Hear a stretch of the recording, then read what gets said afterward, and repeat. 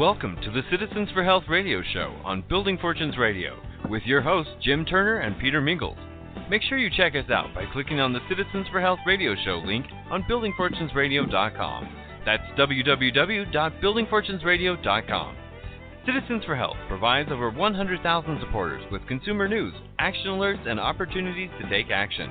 For nearly 2 decades, Citizens for Health has been a nonprofit pioneer in the natural health freedom movement.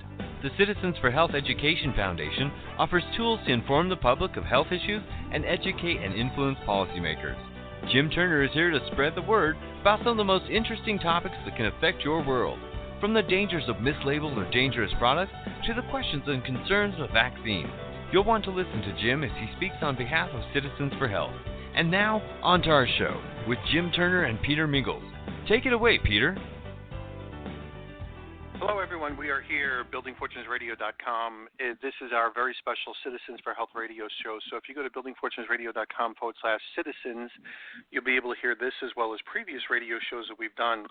I started this radio show when I met Jim Turner. We started doing this Building Fortunes radio show. I invited him to be a guest segment on our radio show because, number one, he's a really smart guy. Number two, he's an attorney over in Washington, D.C. Number three, he was part of Citizens for Health since almost the very beginning, back in 1993, 1994. And also because he's a really good and smart guy. I mean, Jim Turner's a smart guy.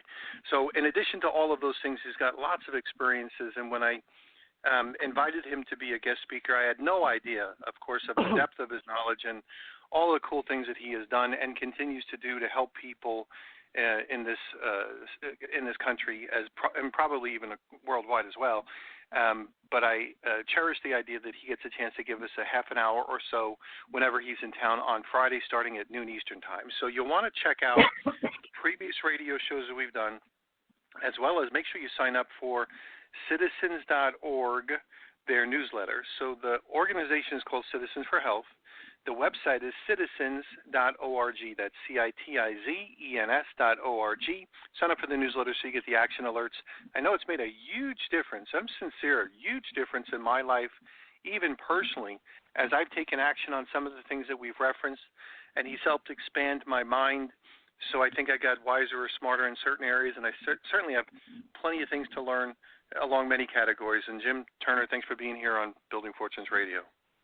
Well, I appreciate it, Peter. I always enjoy being on this show. So I'm glad that it's been helpful, and I just keep doing what I'm doing and try to solve these problems or address these problems that we see going on all around us.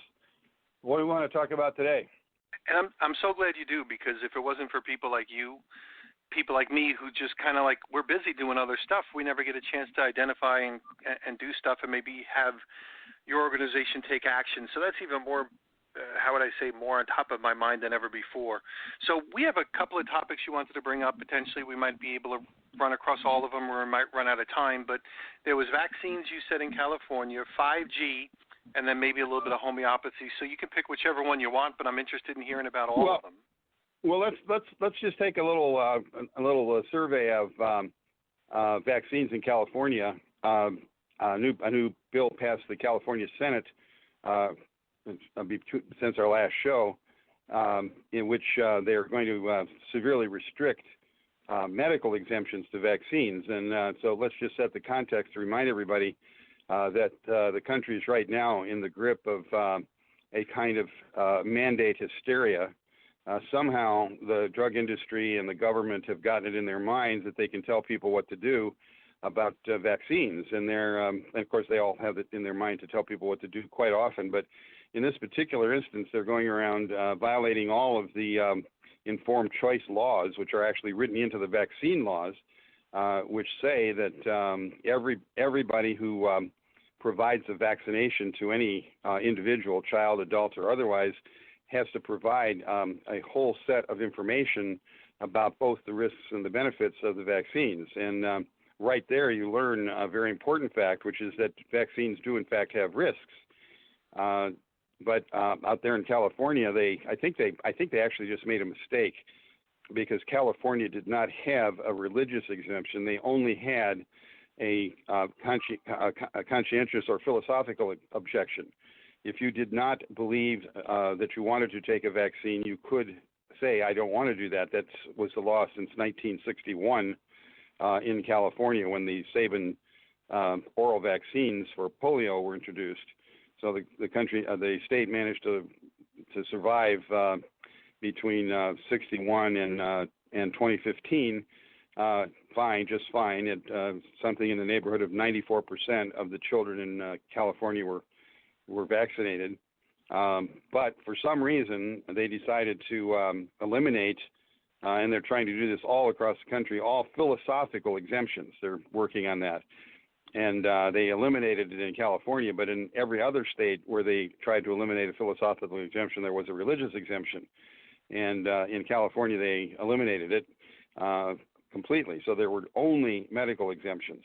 And now the same senator who was this principal sponsor of the bill creating mandated vaccinations is now the principal sponsor on a bill making it much tougher to do medical exemptions, basically by having them have to be reviewed by the state, or the state has the right to review them and say that they're improper. So interestingly enough, the co-sponsor of the mandate bill of 2015 is opposing this bill. It's a very peculiar situation because Senator Pan, the person who is the driving force behind all of this, is a doctor. Says he's a pediatrician. He is from out of nowhere, essentially a political figure with very large amounts, the largest amounts of any member of the legislature of campaign contributions from the drug industry. Mandating vaccines is a very, very lucrative for the drug industry.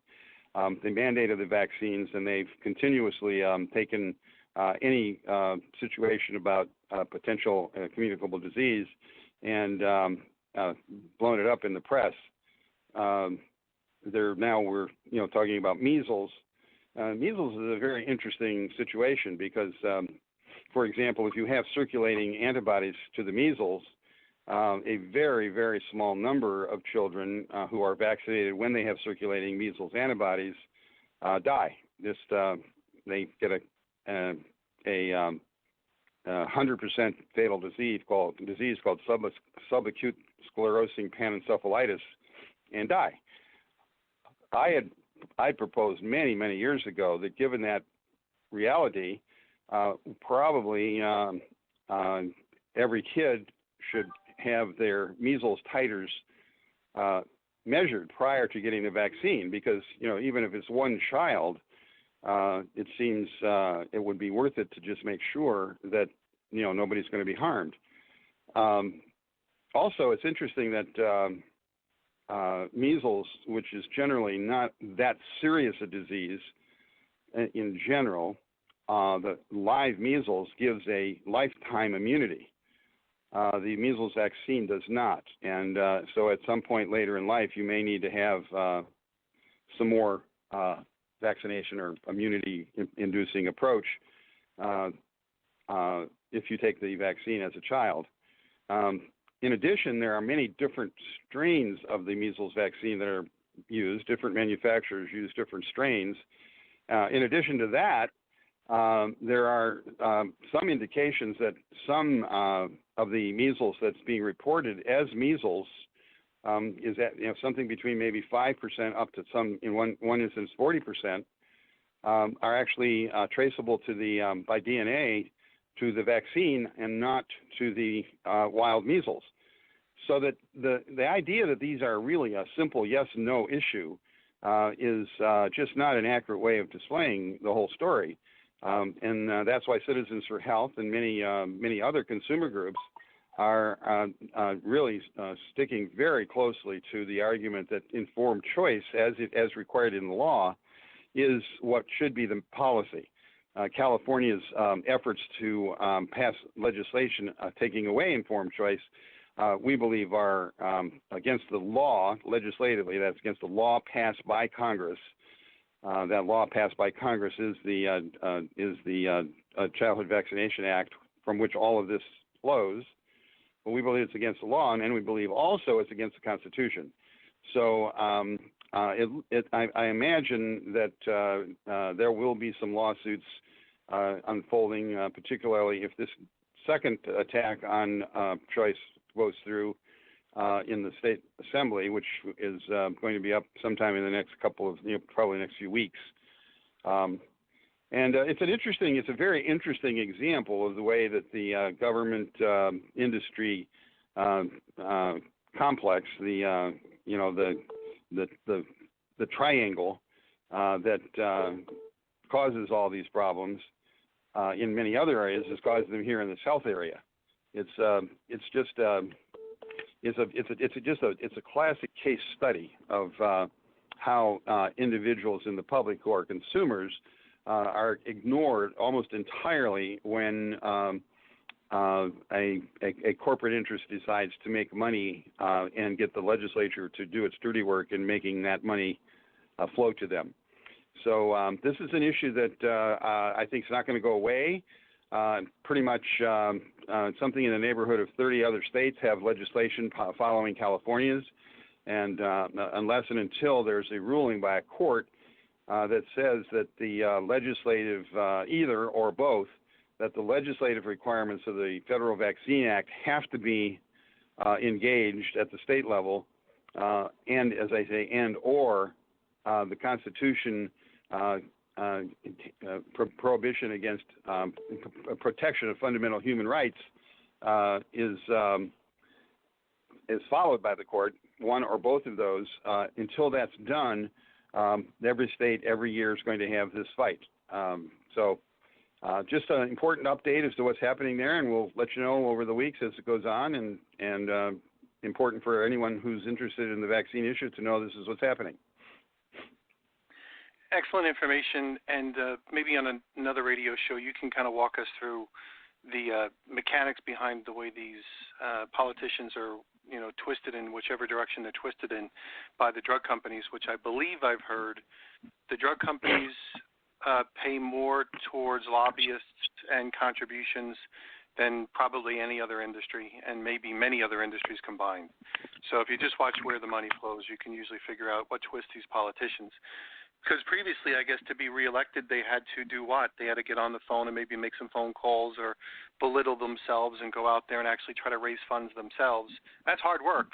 And we do know that these politicians, it's hard to do hard work and then do your job as well. So if somebody's dangling a carrot of lots of money in front of you and say, listen, just in one lump check, here, just deposit this is the story you'll tell, I could see how people could be twisted around for financial reasons. Well, it's really sad. The tragedy of it is that the more campaign contributions that come from corporations, the more the politician has to raise.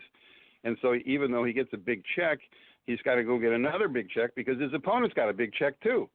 And it's very interesting. The last presidential election, I read somewhere, I think it was the first, I think they said $2 billion, but it might have been $1 billion. But in any case, the money there, it's really important to understand that the money there goes pretty evenly to winners and losers in terms of the staffs that work on the campaigns. If you're the campaign manager for a winner or a loser, you get pretty much paid the same amount of money.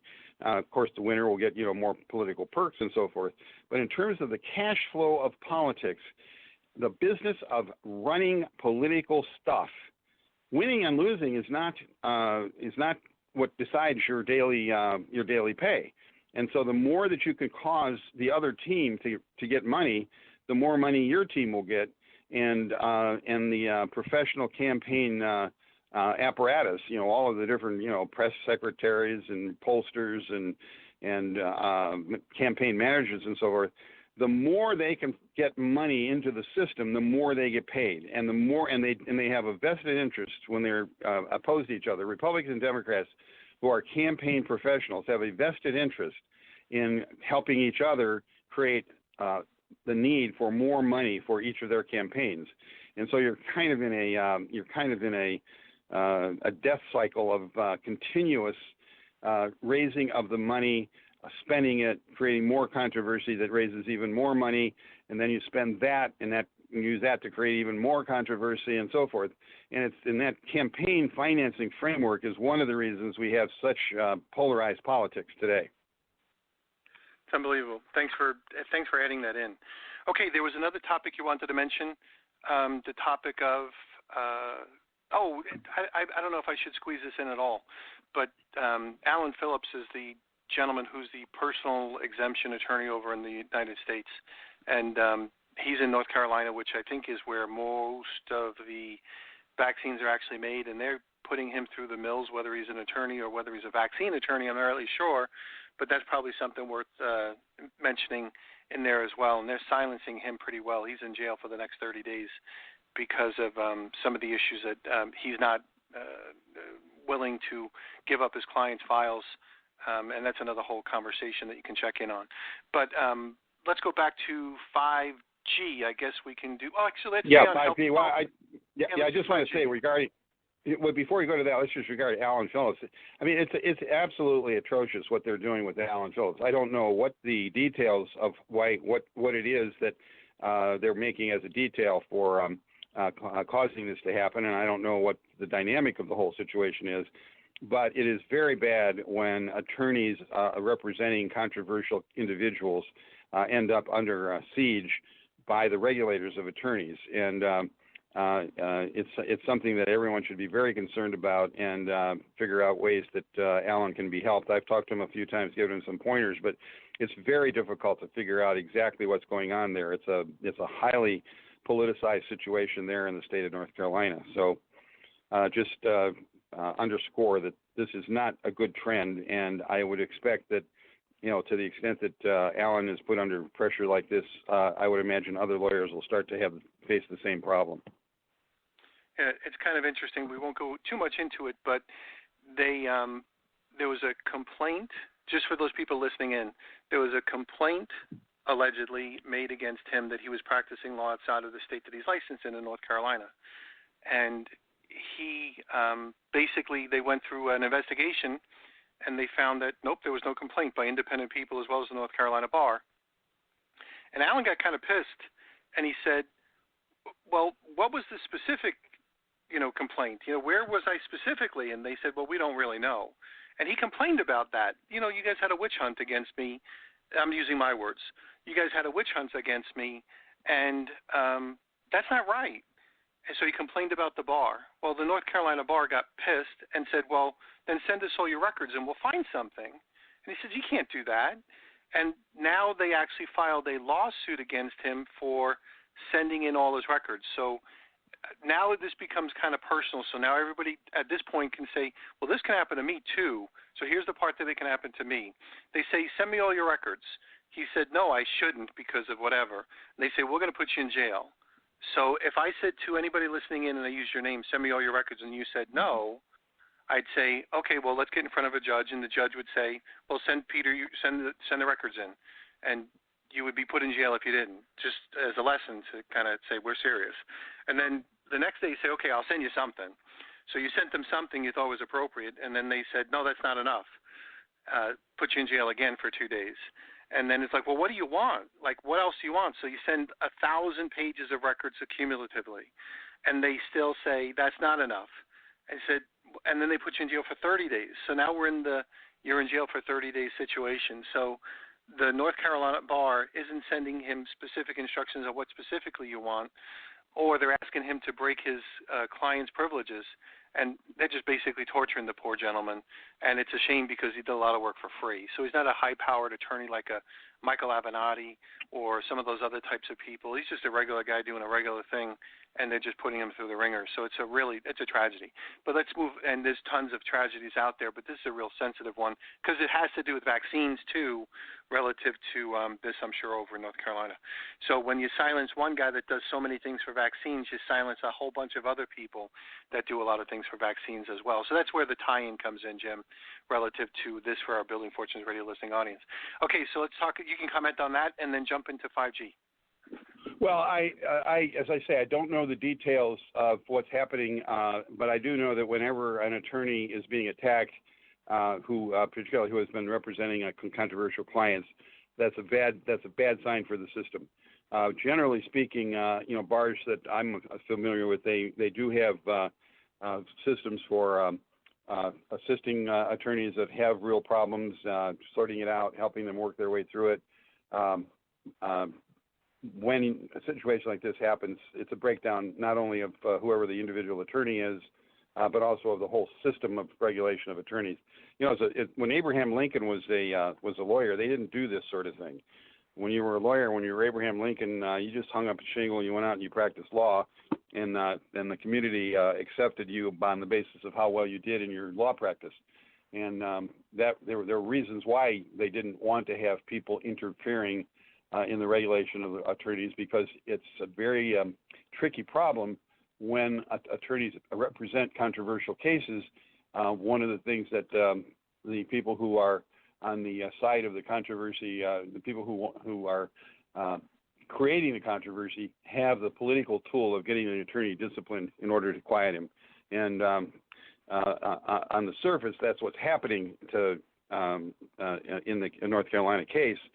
But you know, as they say, I don't know the details, so I don't know how strong any case is against the attorney there, and I don't know how strong the bar is in terms of protecting their attorneys, which is what they're really supposed to be doing against this kind of activity. So, but still, when you see attorneys being, particularly controversial attorneys, being attacked like this, it's time to be concerned. It's a worrisome situation. So, I can go on to 5G now and Sure. and just say it's another prototype of the way that the way the industry that's involved, this time the telecommunication industry, is playing the government and for its own purposes, and the government's the willing participant in this case, in most of the cases actually. So what you have is that the federal government for many, many years owned the spectrum of electromagnetic fields, the electromagnetic spectrum that we get radio on, and police band and television and so forth. Those were owned by the government. They were the property of the public. And if you wanted to do any of those things, you want to have a radio station or a TV station, or you create a ham radio setup and so forth, you needed to have a license. And you'll see that the reason your stations have the letters that they do is that that's a federal license. Excuse me. So when we started getting this concentration of power in the telecommunications industry, with basically now three companies, Verizon, AT&T, and T-Mobile, those three companies are accumulating to themselves the ownership of that of the bands, the waves that we broadcast on, and that's what a lot of the telecommunication stuff going on is all about. Now, what they've decided to do is they're going to spread all kinds of stuff about those bands across the country. Right now, there are X number of antennas out there. A cell tower can have many antennas on it. It looks like the direction that we're going in is that for every antenna that's out there now, we're going to have between 5 and 20 more antennas. They're going to permeate neighborhoods, and the result of that permeation will be many-fold. First of all, there's a serious number of health problems involved, all the way from just people who are debilitated by these waves and these microwaves. And in fact, it is a recognized disorder. And there are things that need to be done to assist people who have this disorder. And it looks like it's about something in the neighborhood of 5 to 9% of the public has that disorder, but it's going up. And the more we put these electromagnetic waves into our neighborhoods, as I say, going from increasing them by 5 to 20 times, the more that disability from those waves is going to increase. But also there's, in addition to just the plain old microwave disorder, there's heart disease and cancer and other. It's just imagine that your body every day is having X-rays shot through it by this EMF, and now this is all occurring when there's supposedly, as a regulator, the Federal Communications Commission, which is supposed to be controlling all of this, but the Federal Communications Commission, which is now in court, being sued by over 100 cities, for having put these microwaves into their neighborhoods, or allowing them to be put there. The FCC has allowed them to be put there. The law that's being tested is a law that was passed in the late 90s, which said that a city could not stop a cell tower just for environmental reasons. And so the industry went and got a court to say that when they said that for environmental reasons, that also meant health reasons. It's clearly on its face that's not true. The legislative history of the act says it's not true.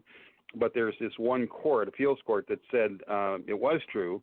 And so the FCC has been relying on that to say that it's okay to go ahead and go forward. The cities can't stop them because the law says they can't stop them for health reasons. That's being tested in court now. And what's most interesting, and I think the place that's everything's most vulnerable, is that there are billions of dollars invested by people on Wall Street and all across the country in the idea that there are going to be all these wonderful things that are going to come from this 5G. Their investments, billions of dollars of investments, are now in danger because if in fact the court rules that the FCC has to go back and do a hearing and develop more guidelines on health, it's going to be a real problem for the investors. But it's not only health that's a problem. Also, there is a serious concern about the national security problems here. This entire network of stuff that's being put up is opening us up to lots of hacking, stealing of information and so on. And the former head of the FCC, Tom Wheeler, has actually written about this in the New York Times and is working hard to say, listen, we've got to have some kind of rules or something about the security problems. Then there's another wing of issues which is problematic, and that is that there's a lot of question about what the fires in California this past year were, and there are some fire folks around the country who are quite concerned that the smart meters and other accoutrements of the EMF might actually be playing a role in the fire situation. What we have here is like the most massive experiment on humanity that has ever been undertaken, pouring these hundreds, thousands, millions of new small antennas into neighborhoods across the country. There was a lot of trouble back there in the 60s about the Russians using EMF to attack the American embassy. There were some problems in Cuba about EMF being used to attack the American embassy in Cuba just recently. There are highly controversial issues there, but the amount of EMF that is going to be going into a living room in an American home as these things are rolled out will exceed, and maybe by as much as twofold, the amount of EMF that was going into the American embassy when it was being under siege by the Russians, when EMF was being used as a weapon. You put all this together and you say, holy cow, where did that come from? Well, first of all, billions of dollars are at play.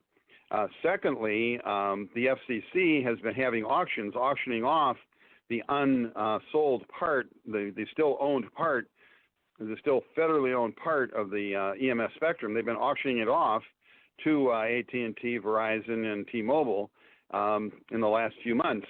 So for a relatively small payment, these folks are getting access to a huge trove of dollar-producing technology.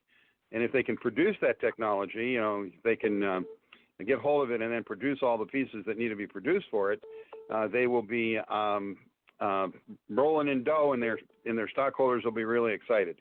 On the other hand, that money is all at risk right now because there are many people, including many in the industry, who are saying this thing is going to come back and bite us.